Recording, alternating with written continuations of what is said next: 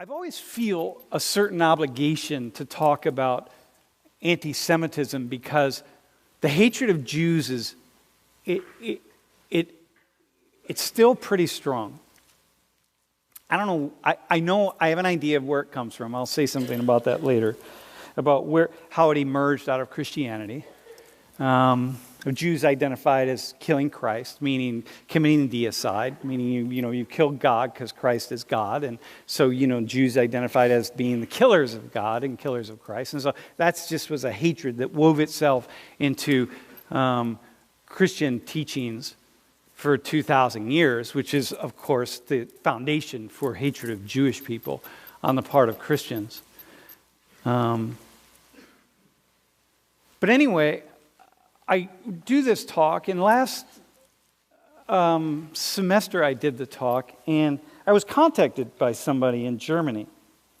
And she said, hey, really, I watched your lecture on anti-Semitism, and kind of went out around, and lots of different people were watching it and so on. And she said, I have a few things to add to it. And so she, said a lot of really fascinating things. And it turns out that, her family had lived in Germany, her grandparents, and went through the Holocaust. And she's not Jewish, but lived through it. And so she had a lot to say. Because I wanted to know, the question I always want to know is, how do ordinary, average, everyday human beings turn to the dark side and do something that's so horrible? Because all that stuff in that video was committed by average people. They're not monsters. They're no different than any of us in here. They're not monsters. They're average people. We can call them after the fact, we can call them monsters, but then after the fact, they just went back to their lives.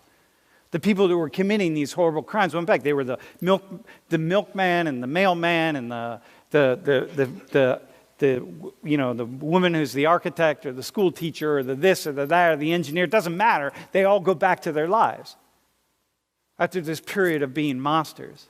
So anyway, so she said, well, actually, I have a lot to say about that because I've heard stories from my family over the years about who people were and what they were. And so I said, hey, next time I do this class, I want you to come and visit the class via Skype and just say some things to my class about it. So anyway, Annika actually is here. Hey, Annika, how are you? Hey, Sam, how are you? Not bad. So I should say, by the way, that we just officially met yesterday via Skype when we did a test call. But I really appreciate you reaching out to me. And thanks for coming to the class. No problem. Okay, so let's go right into this question that I think is most interesting for me, and the one that I'm really trying to get my students what I want to do is not have anyone sort of push this outside of themselves, right? And so how much did average, ordinary Germans know about what was happening? What have you been told by your family? Like, what do you know? What do you? I've been told basically that you knew as much as you wanted to know. The information was there. If you went through life with open eyes, it was there to see. But then at the same time, two people look at the same picture. They don't come away with the same information. They don't take away the same.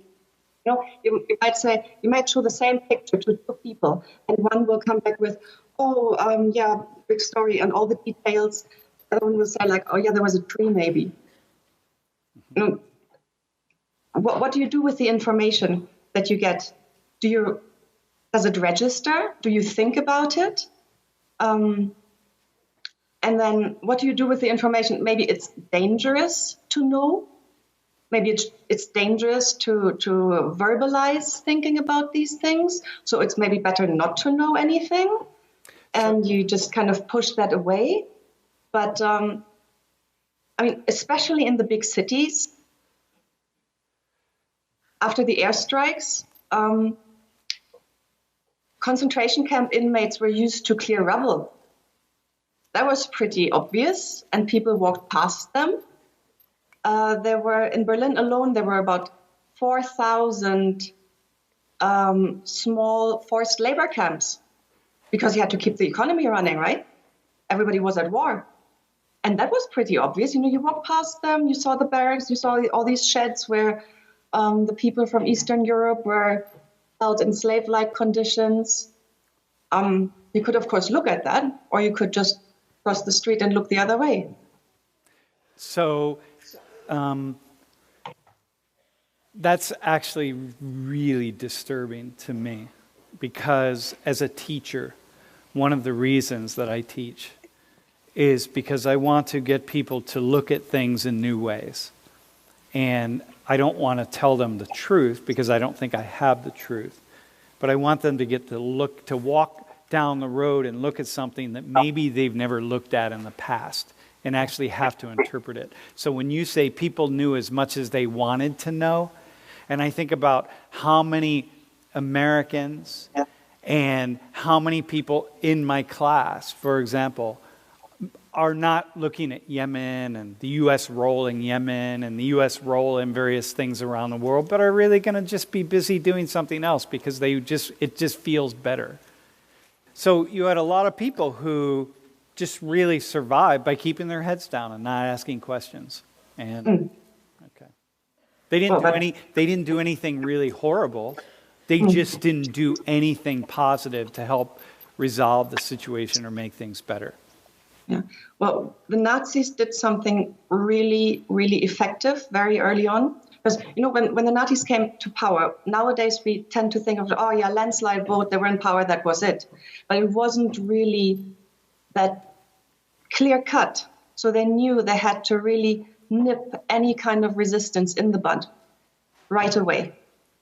And beginning of 1933, the communists were to make noises about strike action and organizing people. And they just started arresting people left, right, and center, thousands and thousands of them. And they would bring them to places to just basically really hurt them. The message was, if you criticize us, we will hurt you, we will cripple you, we will break you, we will make you afraid of your own shadow, and maybe for the heck of it, we'll just kill you in the end. And many of them did not survive these initial arrests. They were, in fact, either actively killed or just died of the after effects of torture. And this was like your grandfather, right? I'm going to show a couple of photos. If you go to the next slide. So my class. The two people in the front are Annika's great-grandparents, and that's her grandfather there and her grandmother in a small gathering.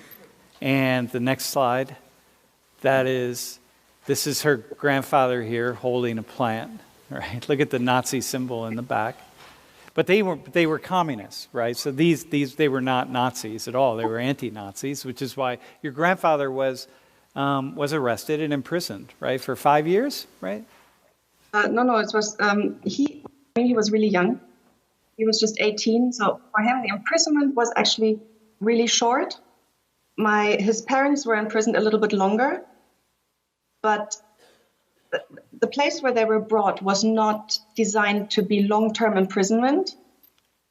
It was more like really instilling fear and sending a message. Sending the message to people who might criticize or might speak out to really, we will hurt you if you oppose us.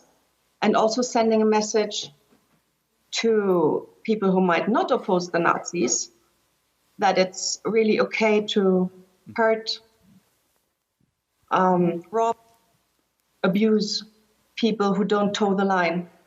And I think about the war here. I think about the most recent war, the Iraq War, and I think about the pressures that people felt to be patriotic and to be pro-American. If you even dared to question the war, and especially after it started, and you didn't support the troops, and you didn't support the U.S. and our larger mission, just the power of the judgment and the hate that, people experienced from other people. I mean, the shame of not being pro-American and supporting the troops and supporting the war. So just that is here. And I imagine how much more powerful it would have been in Nazi Germany at the time. Once again, I want to go back to this idea that people knew what they wanted to know. And same in the United States, right? People knew about the camps. I mean, the camps, it's now, people are starting to write more and more about how quickly U.S. intelligence knew about what was happening. And the building of the camps, what happened in the camps, and killing of not just Jews, but trade unionists and communists and Catholics and other people, right? And the Roma people. And so even here, we just need to turn a blind eye. And I think about how many Americans turn a blind eye to all of the things that our government is involved in right now and just don't want to look at it. And I think, well, it's the same thing that happens over and over again. Do you have any sense of what happened in the past and what can happen again with a certain mindset? But oh yeah, because you give people power over other people and they will use it. If in Germany, certain groups of people were labeled fair game, and immediately people who may not have felt very good about themselves or were angry or whatever used that power over them. You can kick somebody, they kick. Yeah. And I think that is a certain dynamic which can creep up anytime, anywhere. Yeah. I lived in the UK for several years, and a lot of friends of mine were saying after the Brexit vote, they suddenly felt uncomfortable as Europeans in the UK because people felt validated as, you're leaving the EU now. I can tell the stupid French guy at the bus stop to go home where he came from, or I can be nasty to the mum of the Polish classmate of my child because I feel like it. I'm British, I'm better, and that sort of thing. I'm not really comparing it to the Nazis because that would be trivializing the Nazis, but it's the same kind of psychological dynamic or. Well, I think, I'm with you. I 100% agree with you. And I think the thing that stands out, and the reason I'm talking about this topic in the way that I am in class today, is because we can all say, well, that it wouldn't happen here, or it can happen here, or it didn't happen here. But what happens is it's a wave that sweeps really fast. And the Nazis, that wave swept really quickly. And before you know it, people all around were doing these horrible things. And you say, how did that happen in such a short period of time? And that's what's most disturbing. And I think that's what you're pointing out, even just like the Brexit vote. People hold that stuff down, and we see it in the United States. People contain their anger and their rage and their judgment, and then they just have that opportunity to release it, and it releases. And we don't know what the future is, and that's just what's disturbing, I think.